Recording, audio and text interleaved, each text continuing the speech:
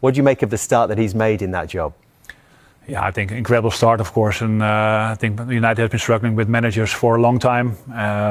Of course, I know he's not the permanent manager, but 5 times you see how he created the atmosphere around the team for the supporters, playing in a system that a lot of people know, that's the Man United way. So he had a great start. If we would have guessed, okay, maybe 1 or 2 losses and a draw. 9 points out of those games, but to have so many points, that's incredible. Is there anything that Michael Carrick can do in that time to change your view? Look, I think that Manchester United have to pursue another manager right now on the basis of what Edwin's just said around the fact that you don't know how the results are going to go. But I think, look, little things like Tuchel re-signing with England does start to take away the options for Manchester United and mean that it doesn't harm Michael's chances of getting the job. Look, I think if he gets into the Champions League, then there'll be a lot of fever, I would imagine, around that he should be appointed. So, look, I'm not against Michael being appointed. I love him to bits and think that he's done an incredible job so far.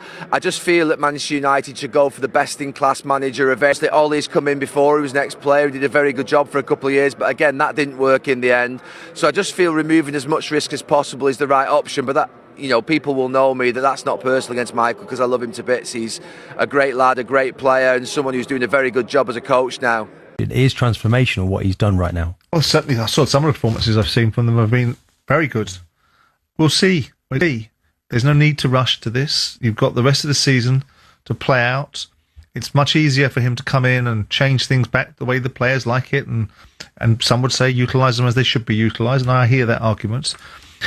It's very different from when he stops being someone they can relate to and starts being their manager, real manager, rather than someone that's putting the feel-good factor back in there, giving them what they want, playing with common sense, in dictionary terms, because it wouldn't be common if people didn't have it, would it?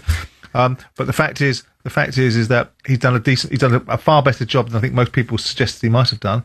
So he puts himself in a conversation, and if he keeps on going and doesn't get beaten all season, getting into the Champions League and the way he conducts himself around the place, I think is really important. I think when you become the Manchester United manager, I think it weighs heavy on your shoulders. For some people, it weighs heavy on shoulders. It's a new experience to walk into that dressing room, to walk down that touchline, to come out the Stretford end, the tunnel in the corner, and walk down the side of the pitch and then sit there with your blazer on in the stand. But because he's been there for so many years, it feels like home for him. So it doesn't feel abnormal to be taking these games. To be having been a player, how to behave. This is a really big club with a massive history, and I think he's gone in seamlessly. That's impressive. We've seen a catalogue of managers with big CVs, some with, some without, go in and take this job and not seem ready for it, talking about, I need a pre-season. Bad decisions They have made some bad decisions. It's interesting that this narrative gets trotted out, that if you know the club, well, Ole Gunnar Solskjaer knew the club too. Whilst he had a period of what people consider now to be relative success, he left it in chaos at the end of it, despite knowing it, despite being a participant in arguably the most legendary times that Manchester United had, winning the treble. So with that in mind, it's a case of, can you do the job or cut? Different personalities, isn't it? I'm sure it is. But right now, we've got a guy in situ that is very different. First of all, he's very different to Amorim, right? So anybody but Amorim might be for some other dressing room. So you get that mentality into the player's mind. It will come on top when some of these players don't get what they want or don't get what they like. This is brave from his part, and it's not an easy decision. So I think he deserves to have a chance to manage United. Should be enough. Pep or Zidane. But he deserves a chance. And then time will say if he's good enough for United or not.